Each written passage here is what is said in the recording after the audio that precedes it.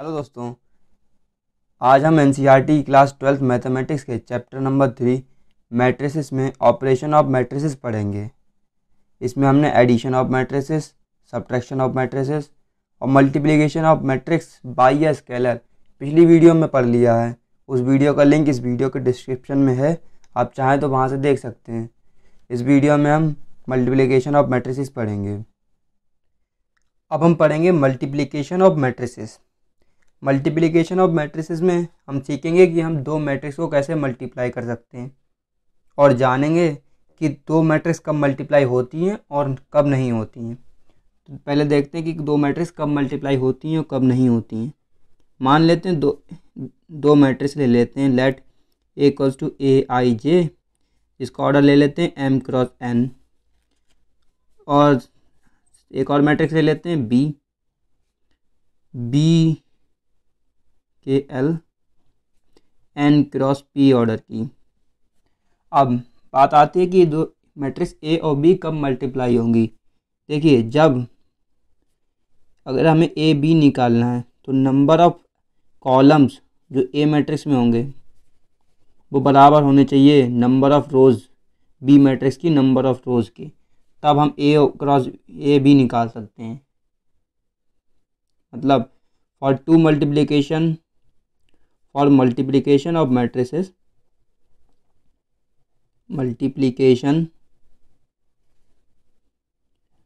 Matrices,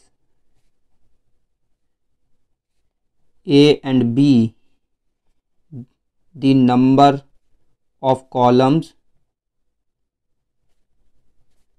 in A must be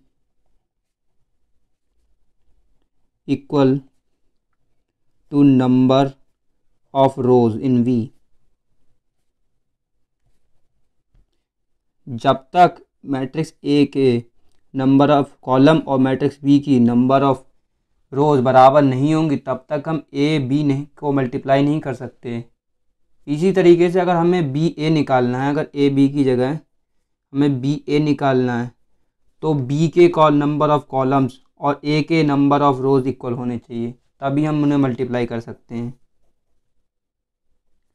तो अब बात आती है, जब हम A M cross N order की मैट्रिक्स है और B N cross P order की है। अब इन देखिए यहाँ पे कॉलम सेम है, तो अब इन दोनों को जब हम मल्टीप्लाई करेंगे तो मान लीजिए एक सी मैट्रिक्स आएगी, क्योंकि दो मैट्रिक्स को मल्टीप्लाई करेंगे तो एक मैट्रिक्स ही आएगी। तो उसका ऑर्डर क्या होगा? उसका ऑर्डर होगा पहली वाली मैट्रिक्स के नंबर ऑफ रोज और दूसरी वाली मैट्रिक्स के नंबर ऑफ कॉलम्स। मतलब कि ए मैट्रिक्स के number of rows into B matrix की नंबर ऑफ कॉलम्स। ये ऑर्डर होगा M cross P C matrix. C matrix क्या है? जो ए और बी मैट्रिक्स के मल्टीप्लाई होने के बाद आएगी। आइए इसको अब हम एग्जाम्पल के थ्रू समझते हैं और उसमें हम ये भी समझ लेंगे कि दो मैट्रिक्स मल्टीप्लाई कैसे होती हैं। Example number 12, find A B if A equals to 6 9 2 3 and B equals to 2 6 0 7 9 8। हमें ए और बी मल्टीप्लाई करनी है, मैट्रिक्स ए और बी को मल्टीप्लाई करना है। मैट्रिक्स ए क्या है हमारे पास? 6 9 2 3, जिसका ऑर्डर है 2 क्रॉस 2 का। तो मैट्रिक्स बी क्या है हमारे पास? 2 6 0 7 9 8, इसका ऑर्डर है 2 इंटू 3 का, क्योंकि इसमें 2 रोज़ हैं, 2 रोज़ हैं और 3 कॉलम्स हैं। अब देखिए ए बी पॉसिबल है कि नहीं। मैट्रिक्स ए में नंबर ऑफ कॉलम कितने हैं? 2, और मैट्रिक्स बी में नंबर ऑफ रोज़ कितनी है? 2। तो जब number of rows matrix A में और number of columns matrix A में और number of rows matrix B में इक्वल हैं तो मैट्रिक्स की मल्टीप्लाई कर सकते हैं, मैट्रिक्स ए मैट्रिक्स बी कर सकते हैं।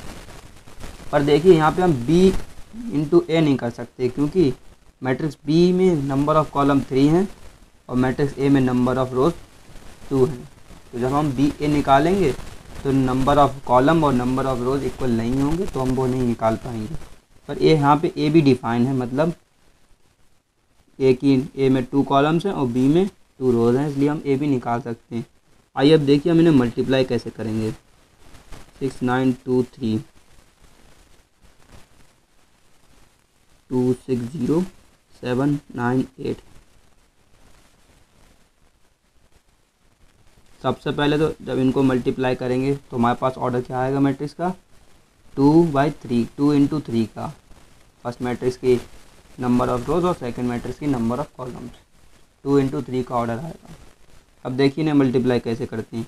किन्हीं भी दो मैट्रिक्स को मल्टीप्लाई करते टाइम हम जो फर्स्ट मैट्रिक्स होती है उस मैट्रिक्स की रोज़ की मल्टीप्लाई सेकंड मैट्रिक्स के कॉलम से करते हैं। जब फर्स्ट रो की मल्टीप्लाई फर्स्ट कॉलम से करेंगे तो हमें फर्स्ट एलिमेंट मिलेगा, और जब फर्स्ट रो की मल्टीप्लाई सेकंड कॉलम से करेंगे तो सेकंड एलिमेंट, और फर्स्ट रो की मल्टीप्लाई जब थर्ड कॉलम से करेंगे तो थर्ड एलिमेंट मिलेगा। उसी तरीके से सेकंड रो की मल्टीप्लाई जब फर्स्ट कॉलम से करेंगे तो फर्स्ट एलिमेंट, और आगे थर्ड रो की मल्टीप्लाई अगर इसमें होती थर्ड रो तो थर्ड रो की मल्टीप्लाई अगर हम फर्स्ट कॉलम से करते तो हमें first element, third row first column का फर्स्ट एलिमेंट मिल जाता।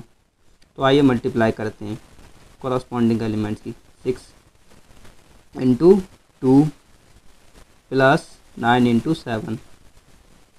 इसके बाद ये फर्स्ट कॉलम फर्स्ट रो का फर्स्ट एलिमेंट हो गया। अब फर्स्ट रो सेकंड कॉलम का एलिमेंट 6 इंटू 6 प्लस 9 इंटू 9, ये फर्स्ट रो सेकंड कॉलम का एलिमेंट्स हो गया। अब 6 इंटू 0 प्लस 9 इंटू 8। अब सेकंड रो की मल्टीप्लाई करते हैं तीनों कॉलम से एक एक करके, तो 2 इंटू 2 प्लस 3 इंटू 7, फिर आएगा 2 इंटू 6 प्लस 3 इंटू 9, उसके बाद 2 इंटू 0 प्लस 3 इंटू 8। इसको सॉल्व करेंगे तो क्या आएगा, 6 2 ज़ा 12 प्लस 9 3 ज़ा 27, 6 6 ज़ा 36 प्लस 9 9 ज़ा 81।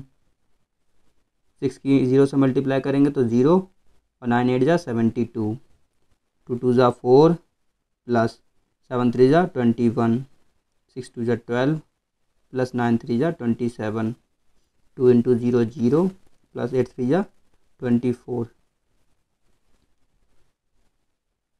इसके बाद ऐड कर देते हैं हम इनको। 7 इंटू 9 213, यहाँ पे 6 1 7 और 8 और 3 11, 72 25 39 एंड 24। ये आएगी मैट्रिक्स जब हम मैट्रिक्स ए और बी को मल्टीप्लाई करेंगे तो हमारे पास ये वाली मैट्रिक्स आएगी।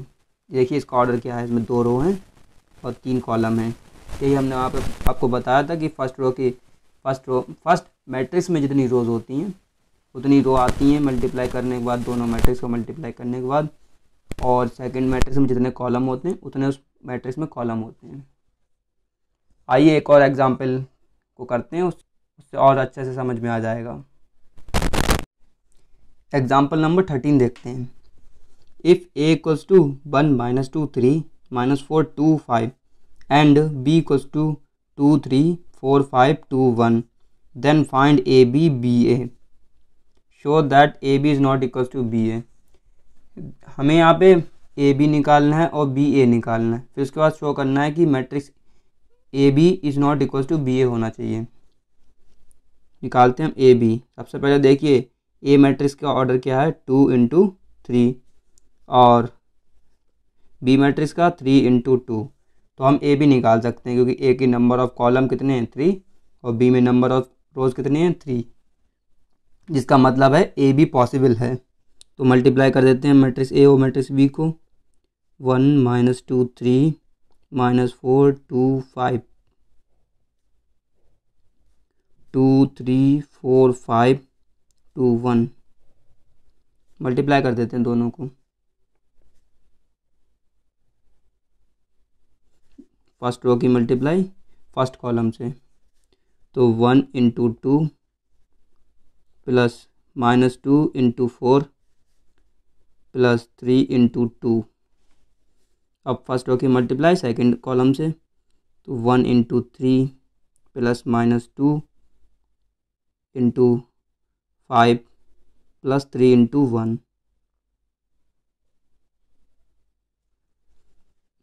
सेकंड रो की मल्टीप्लाई करते हैं, minus 4 into 2 plus 2 into 4 plus 2 into 5 into 2। इधर सेकंड कॉलम से करते हैं सेकंड रो की multiply, minus 4 into 2 sorry minus 4 into 3 minus 4 into 3 plus 2 into 5 plus 5 into 1। Solve करते हैं ना, 2 इंटू 1 2 माइनस 8 प्लस 3 2 जा 6, 3 1 जा 3 minus 10 plus 3 minus 8 plus 8 plus 10, 4 3 जा minus 12 plus 10 plus 5, 6 2 8 8 minus 8 0 minus 10 3 plus 3 6 minus 10 minus 4 we get minus 4, minus 8 से minus plus 8 cancel then 10 और यहाँ पे 15 माइनस 12 3। तो ये आएगी ए बी की matrix, A B equals to ये आएगा। अब निकालते हैं बी ए। बी ए भी पॉसिबल है क्योंकि देखिए बी ए पॉसिबल है, इसमें नंबर ऑफ कॉलम 2 हैं और ए में नंबर ऑफ रोज V2 हैं, इसलिए बी ए भी पॉसिबल है। 2 4 2 3 5 1 मैट्रिक्स ए है। 1 माइनस 2 3 माइनस 4 2 5। मल्टीप्लाई करते हैं दोनों मैट्रिक्स की,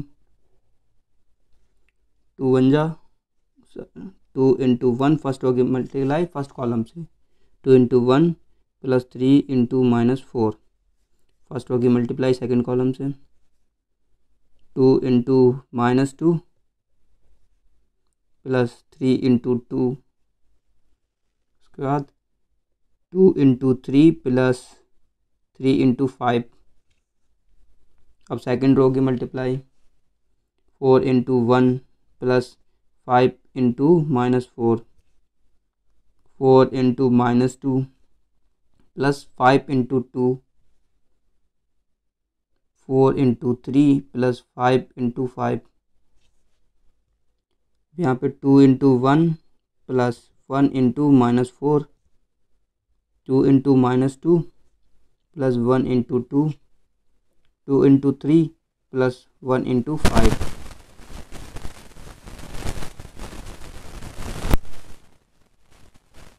सॉल्व करते हैं तो देखें क्या आएगा। 2 इंटू 1 2 प्लस, अब ये माइनस हो जाएगा क्योंकि माइनस का 4 है, 4 3 जा 12। यहाँ पे देखिए माइनस का 4 और प्लस का 3 2 जा 6, 3 2 जा 6 प्लस 5 3 जा 15। यहाँ पे 4 into 1 4 minus 20 minus 8 plus 10 12 plus 25, 2 minus 4 plus 2 6 plus 5। तो यहाँ पे हमारे पास क्या आएगा, माइनस 10 माइनस 16 माइनस 2। यहाँ पे 2 माइनस 2 प्लस 6 में से माइनस 4 माइनस करेंगे 2 आएगा, 10 में से माइनस 8 माइनस करेंगे तो 2 आएगा, और माइनस 4 में जब 2 जोड़ेंगे तो माइनस 2 आएगा। उसी तरीके से 15 में जब 6 जोड़ेंगे तो 21, 25 में 12 जोड़ेंगे तो 37 और 5 में 6 जोड़ेंगे तो 11। ये आएंगी मैट्रिक्स बी ए। अब देखिए B A equals to, B A का ऑर्डर है 3 इंटू 3 का और ए बी का ऑर्डर है 2/2 का, जिसका मतलब है ए बी बी ए के बराबर नहीं हो सकती।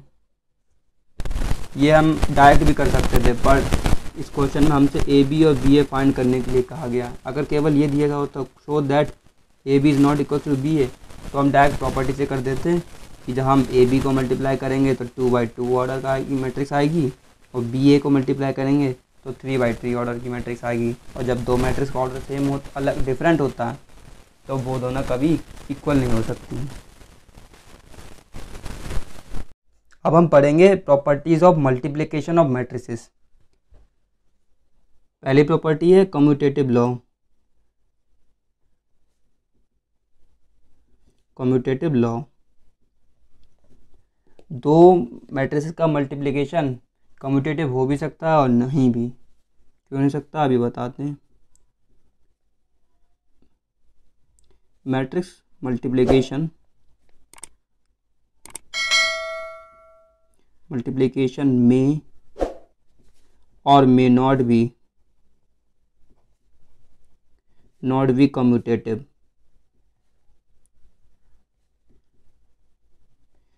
ऐसे देखिए, जैसे अभी इससे पिछले वाले एग्जाम्पल में देखा हमने कि उसमें क्या आ रहा था, ए बी ए के बराबर नहीं आ रहा था। बट कुछ केसेस में ऐसा भी होता है कि ए बी ए के बराबर आता भी है। ये डिपेंड करता है उसके मैट्रिक्स के अंदर एलिमेंट्स क्या हैं। और कभी कभी ऐसा होता है, अगर कोई मान ले मैट्रिक्स ए है, ए 1x3 ऑर्डर की, मैट्रिक्स बी है 3x2 ऑर्डर की, तो ए भी तो पॉसिबल है बट बी ए पॉसिबल ही नहीं होता। देखिए यहाँ पे बी ए पॉसिबल ही नहीं है, क्योंकि इसका बी मैट्रिक्स बी के number of column matrix A के नंबर ऑफ रोज के बराबर नहीं है, इसलिए इनका मल्टीप्लिकेशन ही पॉसिबल नहीं है। तो ये डिपेंड करता है कि मैट्रिसेस कैसी हैं, उनके ऑर्डर पे, उनके अंदर के एलिमेंट्स पे। तो मैट्रिक्स कम्यूटेटिव लॉ को फॉलो करती भी हैं और कभी नहीं भी करती हैं।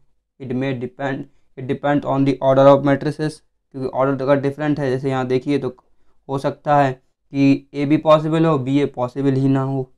और डिपेंड करता है एलिमेंट्स के, अगर उनका ऑर्डर पॉसिबल है कि मल्टीप्लाई करके मान लें दोनों स्क्वायर मैट्रिक्स हैं सेम ऑर्डर की, तो उसके एलिमेंट्स भी डिपेंड करता है। तो A B equal to B A भी आ सकता है, इसलिए it may or may not follow commutative law.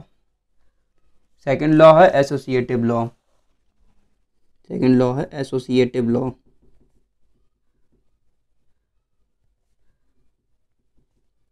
अगर कोई तीन मैट्रिक्स हैं, मान लेते हैं let A B C be 3 matrices,